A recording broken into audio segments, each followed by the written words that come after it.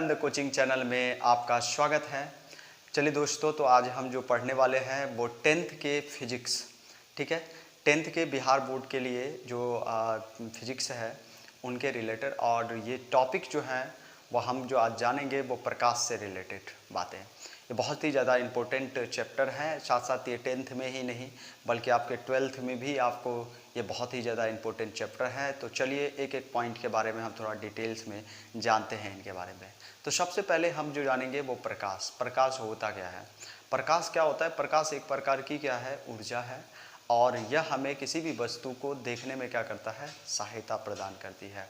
ठीक है, तो आपने जाना कि प्रकाश क्या होता है। किसी भी वस्तु पे पड़ के वो वस्तु हमको क्या करती है, जिससे हमको वो वस्तु क्या होता है तो हमको दिखाई देता है। ठीक है, तो ये जाना कि हमके प्रकाश क्या होता है, प्रकाश की सहायता से ही हम किसी वस्तु को आप देख पाते हो। ठीक है, तो चलिए उसके बाद जो दूसरा पॉइंट है वो है प्रकाश के स्रोत। ठीक है, तो प्रकाश के स्रोत क्या क्या है, ठीक है ना। तो प्रकाश के स्रोत जो है वो सूर्य, तारे, टॉर्च, ठीक है, ये सारे के सारे चीज़ें, यानी कहने का मतलब जिसकी सहायता से आप किसी वस्तु को देखते हो वो उनके क्या हो गए, स्रोत हो गए। यानी प्रकाश देने का स्रोत, जो प्रकाश उत्पन्न करता है उसको हम क्या कहेंगे, प्रकाश का स्रोत। तो जैसे सूर्य होगा, तारा होगा, टॉर्च होगा, या फिर एटीसी बल्ब होगा, ये सब सारी चीज़ें क्या है, प्रकाश का स्रोत है जिसकी सहायता से आप किसी वस्तु को देख पाते हो।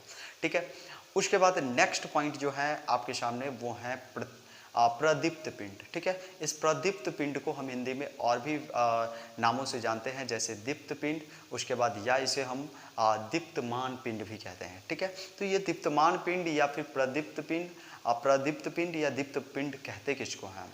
यानी प्रदीप्त पिंड का मतलब है कि वैसा पिंड जिससे क्या होगा, प्रकाश उत्सर्जित होता है यानी निकलता है। ठीक है, वैसे पिंड को आप प्रदीप्त पिंड के नाम से जानते हैं, या फिर उसे दीप्त पिंड या फिर दीप्तमान पिंड भी कहते हैं। ठीक है, जैसे मैं एग्जाम्पल के तौर पे, जैसे आप देखते होंगे आपके आंखों के सामने में सूर्य, बिजली का जलता हुआ बल्ब या जलती हुई मोमबत्ती, ये सारी चीज़ें आप क्या करते हो, उसे हम प्रदीप्त पिंड या फिर दीप्त पिंड के रूप में जानते हैं। यानी वो उससे हमको क्या मिलता है, प्रकाश मिलता है, वो उत्पन्न करता है प्रकाश। ठीक है, उसके बाद जो नेक्स्ट पॉइंट है वो है आपके अप्रदीप्त पिंड। ठीक है, अप्रदीप्त पिंड क्या होता है? वैसा पिंड जो क्या हो, प्रकाश उत्सर्जित नहीं करता है, वैसे पिंड को हम क्या कहते हैं, अप्रदीप्त पिंड कहते हैं। जैसे टेबल, कुर्सी, पुस्तक, ये सारे चीज़ें जो क्या हो, जिससे प्रकाश नहीं निकलता है, ऐसे समझिए, उसको हम कहते हैं अप्रदीप्त पिंड। ठीक है, समझ गए। उसके बाद जो नेक्स्ट पॉइंट है वो है प्रकाश की किरण। ठीक है, प्रकाश की किरण क्या होता है? यानी प्रकाश की किरण नॉर्मली समझिए कि एक सरल रेखा पर चलने वाली जो प्रकाश होती है, एक सरल रेखा पर जो पाथ पे जो प्रकाश चलती है, उसे हम क्या कहते हैं, प्रकाश की किरण कहते हैं। ठीक है, समझ गए होंगे। उसके बाद नेक्स्ट पॉइंट है वो है आपका किरण पुंज। किरण पुंज क्या होता है? ठीक है, किरणों के जो समूह होते हैं उसे ही हम क्या कहते हैं, किरण पुंज कहते हैं। और किरण पुंज को 3 भागों में डिवाइड किया गया है, बांटा गया है। तो पहला जो है वो है अपसारी, दूसरा जो है वो है समांतर, तीसरा है अभिसारी। और इन सभी चीज़ों को हम आपको बोर्ड के माध्यम से थोड़ा समझाएंगे कि ये तीनों क्या होते हैं किरणें। चलिए, तो हमने जाना कि किरण पुंज क्या होता है। तो किरणों के, प्रकाश के किरणों के समूह को हम क्या कहते हैं, किरण पुंज कहते हैं। ठीक है, तो अब हम थोड़ा जान लेते हैं उनके प्रकार जो हैं, उन्हें 3 प्रकारों में बांटा गया है। तो पहला जो है वो है अपसारी, दूसरा है समांतर, और तीसरा जो है वो है अभिसारी। ठीक है, तो किरण पुंज होता क्या है, अभिसारी क्या होता है कि जहाँ पे क्या होता है, एक बिंदु से जहाँ से प्रकाश की, ऐसा किरण पुंज होता है जहाँ से सारे किरण क्या होते हैं, फैलते हैं। ठीक है, एक बिंदु से जहाँ से सारी किरणें जो है वो फैलती चली जाती है। तो इस तरह के जो किरण पुंज होते हैं उसको हम कहते हैं अभिसारी किरण पुंज। बात समझ में आ गया होगा आपको कि अभिसारी किरण पुंज क्या होता है। समांतर क्या होता है कि इस तरह के किरण पुंज होते हैं जिसमें क्या होता है कि किरण जो है वो एक दूसरे के क्या होते हैं, समांतर जाते हैं। ठीक है, तो समांतर पाथ पे जाते हैं, तो वैसे किरण पुंज को हम कहते हैं समांतर किरण पुंज। और इस तरह के अभिसारी किरण पुंज जो होते हैं वो होता है कि किरण जो होता है वो एक जगह आकर के किसी एक बिंदु पर क्या करती है, मिलती है। तो बात आपको समझ में आ गया होगा कि किरण पुंज क्या होता है, समझ में आ गया होगा कि जहाँ पे क्या होता है कि मिलती है या मिलती हुई मालूम पड़ती है, तो वैसे किरण पुंज जो होते हैं वो होते हैं अभिसारी किरण पुंज। तो अभिसारी किरण पुंज क्या होता है कि जहाँ पे आकर के क्या होती है, किरण पुंज किसी एक बिंदु पे आकर के मिलते हैं, तो वैसे किरण पुंज क्या कहलाते हैं, अभिसारी किरण पुंज कहलाते हैं। समांतर क्या होते हैं कि किरणें जो है वो क्या करती है, वो फैलती चली मतलब समांतर पथ पे जाती है, तो वैसे किरण पुंज को आप समांतर किरण पुंज कहते हैं।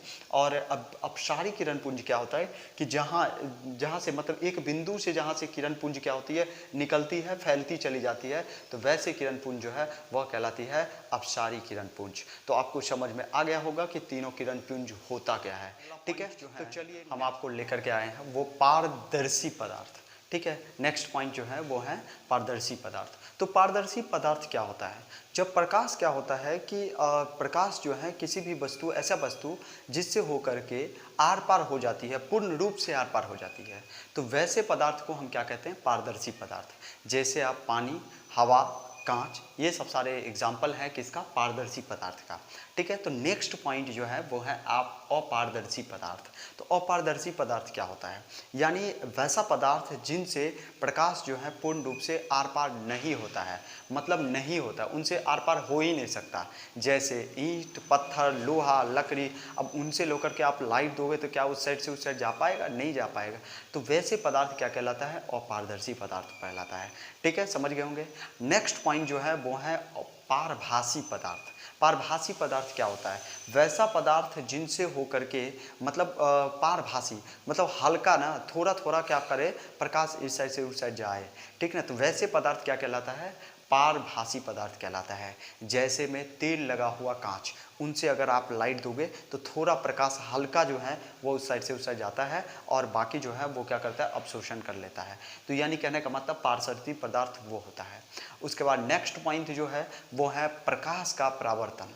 प्रकाश का परावर्तन से आप क्या समझते हैं, द रिफ्लेक्शन ऑफ लाइट। ये क्या होता है, रिफ्लेक्शन ऑफ लाइट क्या होता है, जब क्या होता है कि प्रकाश की किरण किसी भी परावर्तक सतह, मतलब परावर्तक सतह का काम मतलब जिस किसी भी परावर्तक सतह पर पड़ता है, तो उस परावर्तक सतह के द्वारा उसे क्या किया जाता है, लौटा दी जाती है। ठीक ना, तो वो लौटाने की जो क्रिया है ना, उसे ही हम कहते हैं प्रकाश का परावर्तन। तो आपने समझ गया कि प्रकाश का परावर्तन क्या है। अब चलिए हम थोड़ा बोर्ड पे जानेंगे कि कैसे प्रकाश का परावर्तन होता है।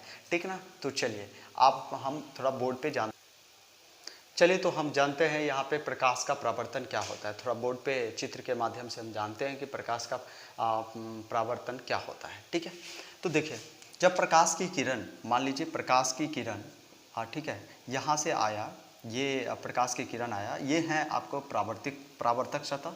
ठीक है, तो ये परावर्तक सतह पर जब आकर के गिरा यहाँ पे, तो इसने क्या किया, फिर इस दिशा में इसको क्या कर दिया, वापस कर दिया। ठीक है, लौटा दिया।